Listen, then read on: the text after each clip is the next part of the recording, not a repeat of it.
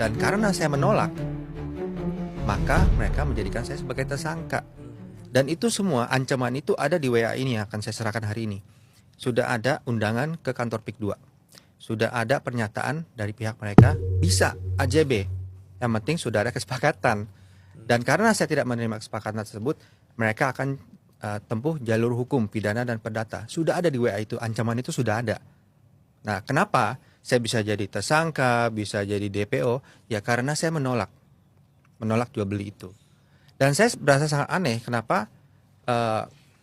Maksud saya begini ya, kami lagi menunggu gelar perkara, hasil gelar perkara. Kok saya bisa ditangkap? Ini menurut saya aneh. Buat apa gelar perkara kalau polisi bisa melanjutkan kasusnya, prosesnya, penyidikan? Dan yang aneh-aneh lagi, baru saya lihat tanggal 30 November itu panggilan kedua sebagai tersangka. Panggilan kedua tanggal 30 November. Tanggal 1 Desember besokannya sudah keluar surat DPO.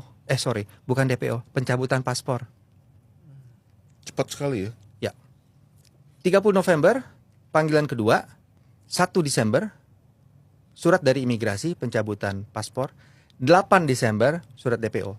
Dan kami sama sekali nggak terima surat DPO. Oh. DPO itu hanya disebarluaskan lewat sosial media influencer. Maka saya kok aneh ya, polisi kok nggak pernah mengirim surat, kok malah sosial media yang bergerak.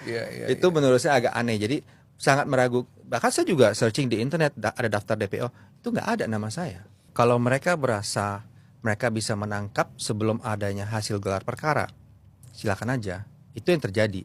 Dan kalau mereka berasa saya sulit ditangkap, memang menurut saya, kok ini DPO saya nggak pernah terima surat apapun di rumah. Nggak pernah ada pemberitahuan yang ada disebarluaskan lewat sosial media. Apakah benar ini DPO atau enggak? Dan sekali lagi, kami masih menunggu hasil gelar perkara di Wasidik Mabes.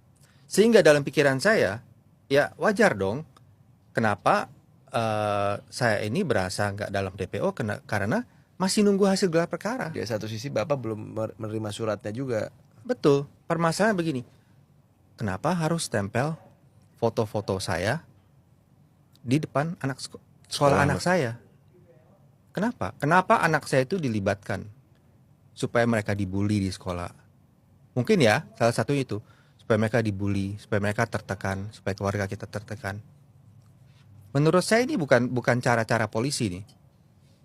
Polisi nggak seperti itu. Saya nggak pernah lihat template yang didesain secara pakai grafik yang aneh-aneh, ada target gitu, ditempel sepanjang jalan PRJ, ditempel depan sekolah anak saya. Itu bukan cara polisi menurut saya. Itu intimidasi.